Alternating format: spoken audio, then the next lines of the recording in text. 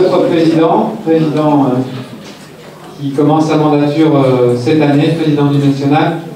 Si tu veux bien nous rejoindre et nous parler de peut-être de ce que tu as entendu ce soir et puis de ce que ça t'évoque. Alors d'abord, cher président, cher Christophe, cher Louis, chère Françoise, cher président, chers amis, cher JD, chers conjoints et conjointes, je m'avance un peu quand même. C'est avec beaucoup de plaisir et aussi beaucoup d'émotion que je suis là ce soir. Merci beaucoup de l'invitation. Quand tu m'as fait le petit mail, je pense que je t'ai répondu dans l'heure qui suit. Le lendemain matin, dimanche. Voilà, j'ai vraiment pas hésité un instant parce que je pense que c'est extrêmement important de pouvoir être présent. Alors, tu m'as laissé 1h30, et je dis ça pour Alain qui est au fond, vous le reconnaîtrez, il est à l'avant-dernier rang, il a une chemise blanche et bleue, qui quand tu as présenté le programme a dit « Oh là là, ça va être long ».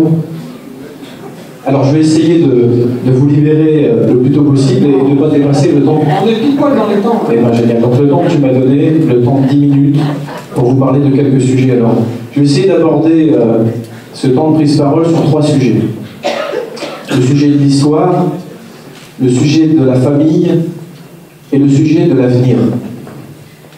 Alors sur l'histoire, ça a été dit, le CJD est un mouvement qui a maintenant 72 ans, c'est une belle institution.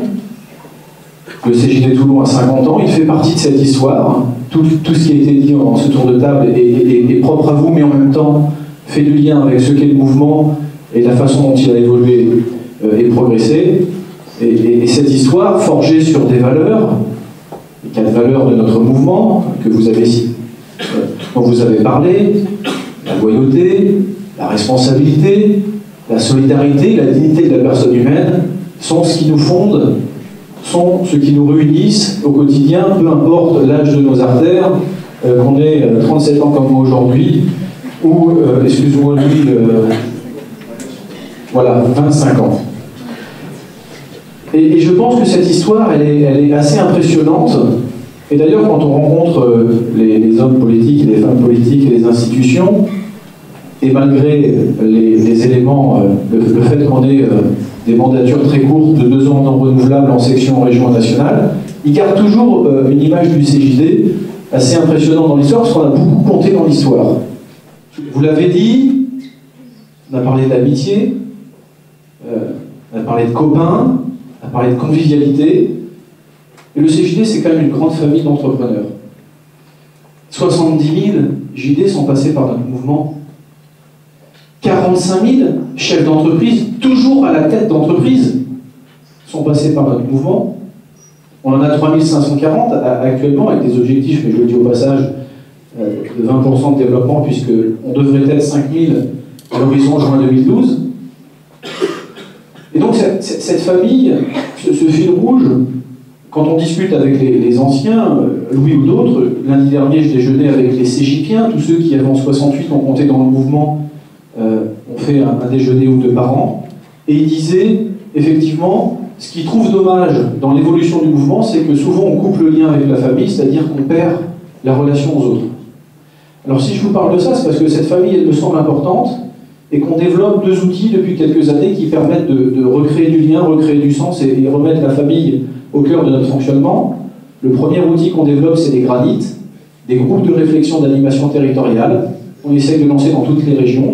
9 régions sur 17 l'ont lancé. On souhaite les lancer ailleurs pour créer de l'émergence sur les territoires et permettre à nos aînés, à des anciens JD, de venir aussi travailler à l'avenir, à une vision qu'on peut avoir de problématiques sur les territoires. Donc ça, c'est le premier sujet. Ceux qui sont intéressés, je vous invite à pouvoir rejoindre ces granites pour créer de l'émergence sur des problématiques plus régionales, complètement déconnectées de la stratégie du national, mais bien pour répondre à des problématiques ou des enjeux du moment perçus par les entrepreneurs que vous êtes. Ce deuxième lien, qui est dans les tuyaux du CJD depuis maintenant 3 ou 4 ans, c'est le cercle Jean Mersch. Le cercle Jean Mersch, c'est vraiment une idée absolument extraordinaire, et c'est une idée qui vise à créer. Alors on a pensé une fondation sous la reconnaissance d'intérêt général, mais on a un peu de difficulté à obtenir parce qu'il y aurait un problème de jurisprudence si le CJD, via Ce cercle Jean Berche obtenait une reconnaissance d'intérêt général avec tout ce que vous savez qui va avec, c'est-à-dire la défiscalisation de l'argent qui serait versé. Donc on va faire autrement, on va monter un fonds de dotation. On a pour objectif que ça démarre au 1er janvier prochain. Le cercle Jean Berche vise à solliciter l'ensemble des 45 000 entrepreneurs toujours en activité, mais aussi les autres, pour retrouver du lien et donner au CJD. Souvent je dis la différence entre une chambre de commerce et le CJD, c'est qu'au CJD on a les idées mais on n'a pas l'argent, et les chambres de commerce ils ont l'argent, et parfois il peut leur manquer un peu d'idées. Bon. Je me suis encore fait des amis peut-être ce soir, j'en sais rien, mais souvent c'est comme ça que je le vis. Les entrepreneurs que je rencontre me disent la chambre de commerce, j'ai jamais vu dans mon entreprise, à quoi ça... Ils ont des outils à beaucoup, ça serait bien qu'ils puissent nous les donner. Alors moi je suis témoin, je vois la chambre de commerce très régulièrement dans mon entreprise. Donc, le cercle Jean Berche vise à collecter des fonds défiscalisés pour que le CJD puisse monter des actions altières, des actions audacieuses par rapport aux valeurs qu'on défend, autour de 4 idées phares, des actions envers la société civile et notamment les jeunes, puisqu'on a déclaré les jeunes priorité nationale pour les 2 ans qui viennent, au regard de la difficulté du taux de chômage. Je vous rappellerai que le taux de chômage des jeunes est 2 fois supérieur à celui des actifs, puisque c'est 25% de nos jeunes qui sont au chômage, et je ne vous parle pas, ça monte à 30 ou 35% dans certaines zones ou quartiers.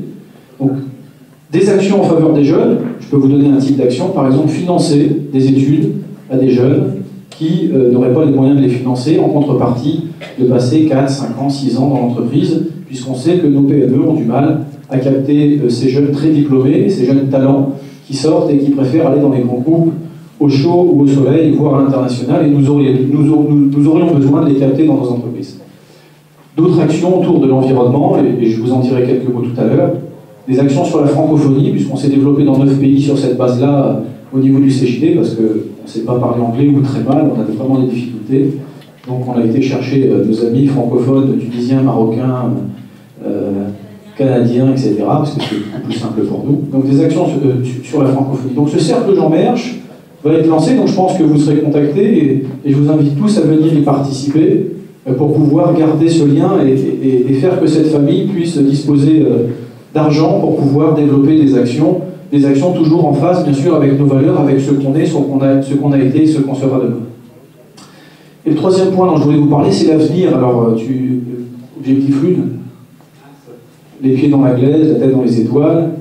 Alors, l'avenir, globalement, au CJD, on la voit de plusieurs dimensions, en tout cas sur la stratégie. C'est d'abord, on a fait évoluer ce qui nous anime depuis 72 ans, l'économie au service de l'homme, vers une économie au service de la vie. Ça n'a pas été simple, beaucoup de discussions, beaucoup de débats, comment c'est le faire au CJD, mais au moins ça a fait bouger les lignes, et ça a fait une prise en compte des consciences, parce que entre 1938 et 2010, on n'est plus dans le même contexte. On n'est plus dans le même contexte d'entreprise, on n'est plus dans le même contexte économique, on n'est plus dans le même contexte mondial, et les problématiques qui se posent à nous, dirigeants d'aujourd'hui, ne sont plus les mêmes qui se posaient à l'époque, après la crise de 29 et après le Front populaire de 36. On a d'autres problématiques aujourd'hui, cette crise financière, la crise de la planète, la crise écologique, la crise sociale, et toutes ces crises, il faut les traiter de fond, et on les traitera de fond en donnant une vision bien plus supérieure. Ça ne veut pas dire qu'on ne va pas s'intéresser, on va plus s'intéresser à l'homme, ça veut dire qu'on ne va pas ne s'intéresser qu'à l'homme, mais aussi à tout ce qui fait l'écosystème des entreprises, c'est-à-dire aussi la biosphère. J'ai toujours l'habitude de dire ça parce que c'est quelque chose qui m'avait marqué.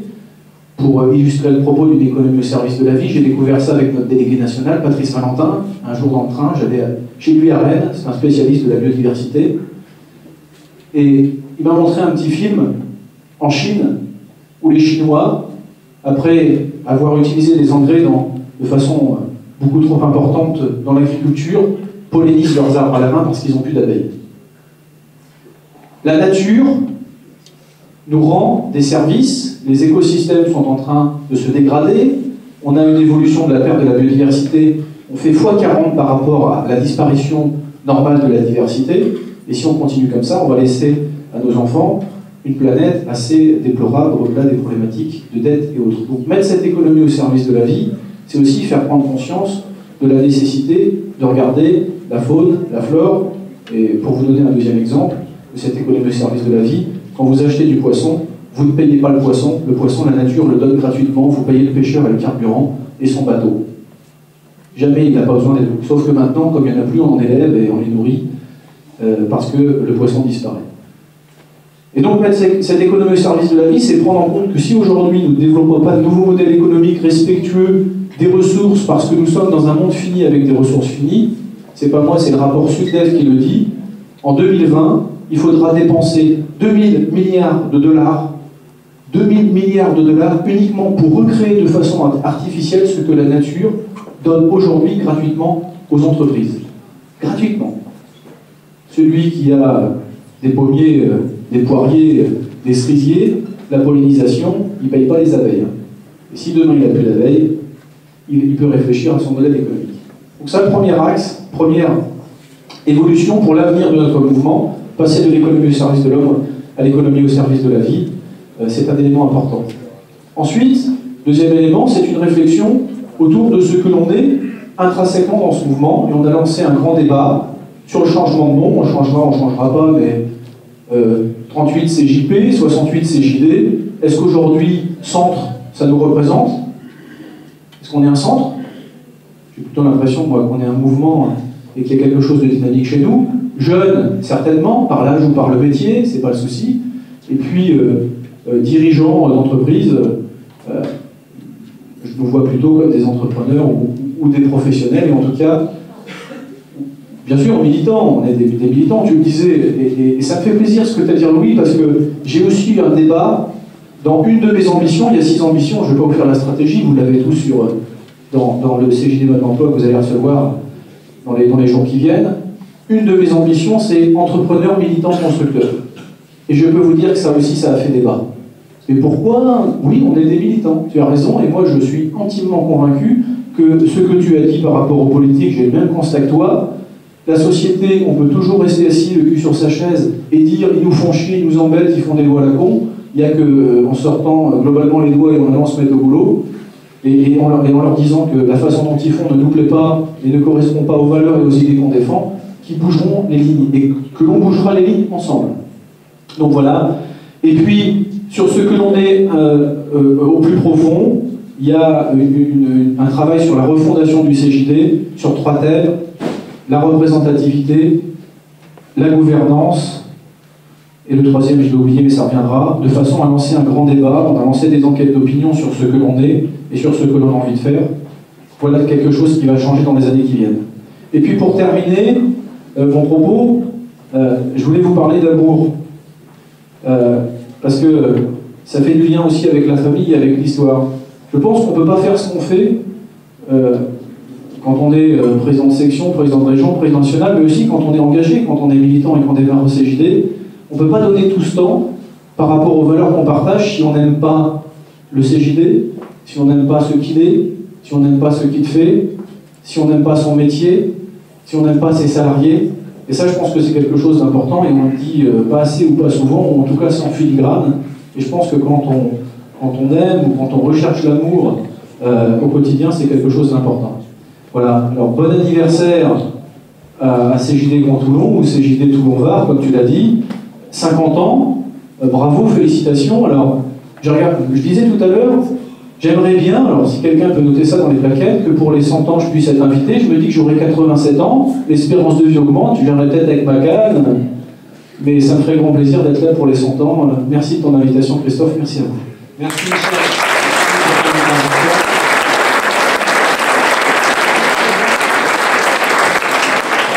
Je voudrais également adresser un grand merci à tous les membres actifs de notre section et particulièrement ceux du bureau qui organisent avec moi ce soir cette soirée. En conclusion, s'il y a un message à retenir de ce moment fort, c'est que ce qui se passe aujourd'hui, ce soir, est déterminant dans le succès des nouveaux projets et pour ce que nous allons construire ensemble demain avec le CJD Toulon-Var. Merci de votre attention, de votre écoute. J'invite ceux qui restent dîner à se retrouver dans le hall d'accueil pour l'apéritif et laisser le temps à nos hôtes, la famille Novaro, de préparer la salle pour le dîner. Merci.